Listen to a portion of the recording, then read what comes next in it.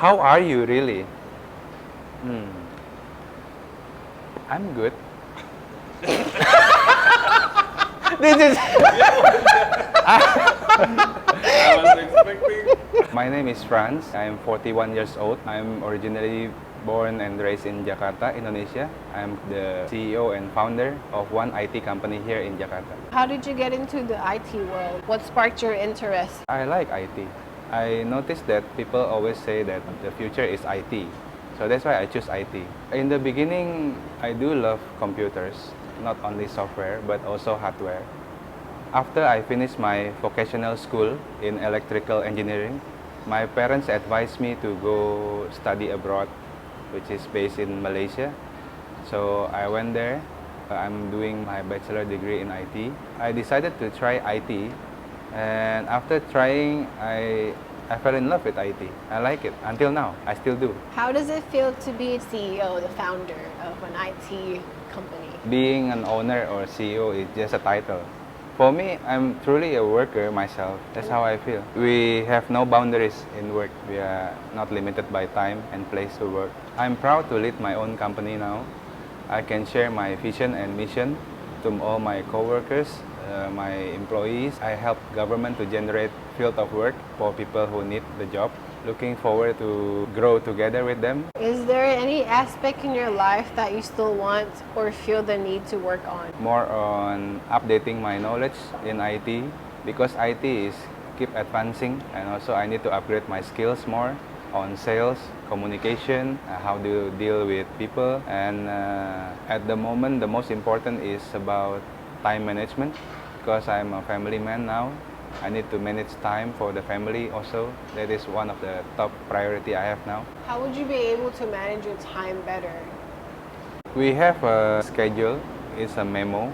You write down everything that you're gonna do for the next 1 week, or at least a day before the activity.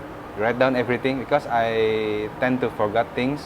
Right? I need to write down everything, and I try to keep up with the list. That's how you manage time. What would you want your kids to learn from you? I want them to learn that in everything that we do, there is a process for every result.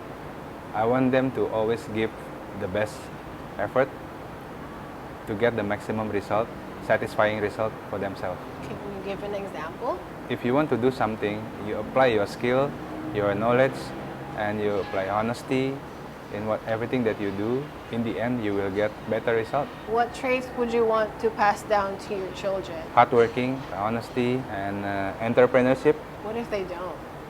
What if they don't?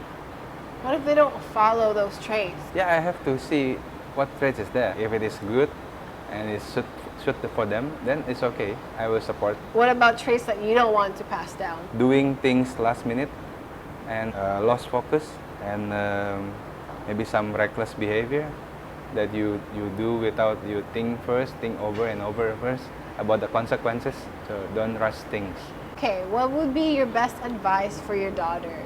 For my daughter, you need to pursue and be passionate about what you love, what you like to do. And you must finish your education.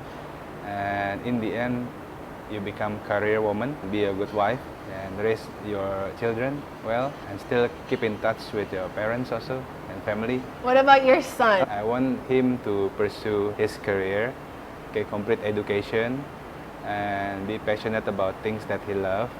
And in the end, become a good husband for his wife and be a good father for their children. While you are still in a productive age, you should work. Or if you reach financial freedom, then you can only do things at home. Do you think you were married at the right age or time? When I got married, it was 2014. Should be around 30th something. I wouldn't say the right age, but it's definitely the right time.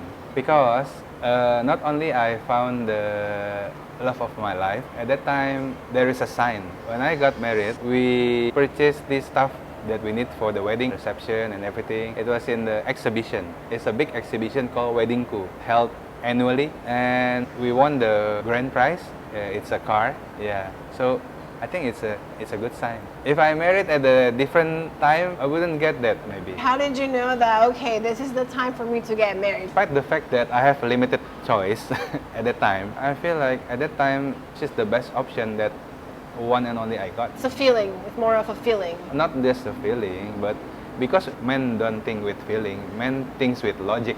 I think logically, and we need to see reality. At that time, it's the right person and right time. I wish it was sooner, but yeah. In general, men thinks with logic and girls with feeling.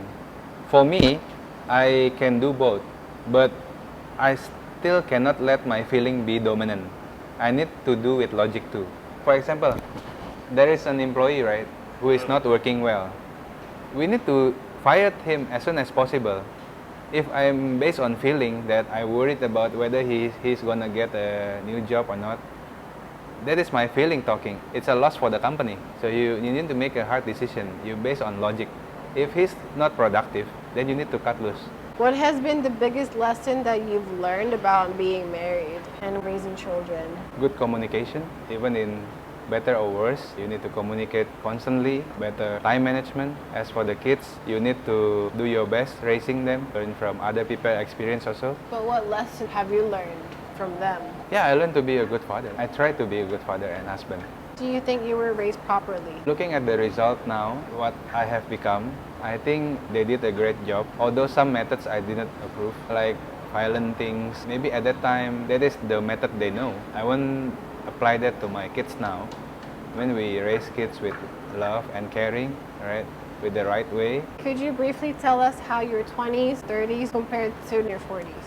In my 20s, right, I'm still in college. I enjoyed so much, pursue my studies, meeting a lot of people, friends, and learn a lot of things. 30s, work, earn my income, still meet a lot of people, learn from other people, pursue my career. After that, in the 30s, I started my own company. Up until the 40s now, I'm still doing that, working in my company and keep growing the company. I love my life now. I achieve a lot of things through work, through hard working.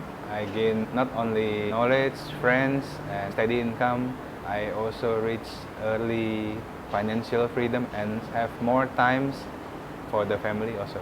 In my 40s, I'm grateful that I'm starting to enjoy the result of my hard work instead of other people who may enjoy it during their retirement, which is on the 60s. What are some of the things that you cared so much about before and now you don't anymore? Before I was engaged in communities. This community is gaming community. I spend most of my time playing Pokemon Go. I can leave it behind. I can start focusing on what matters because we set priority in our life, right? And about other community sport like badminton. In my late 30s to 40s, I play for fun just to fill up some free time. But at one point, it consumes more than that. It's starting to disturb my work and maybe family time. So I can stop. Yeah, I'm a type of, I don't care what people think about me. If you like it, then okay. If you don't like it, then it's okay. I tend to remove all the bad habits. What do you want out of life?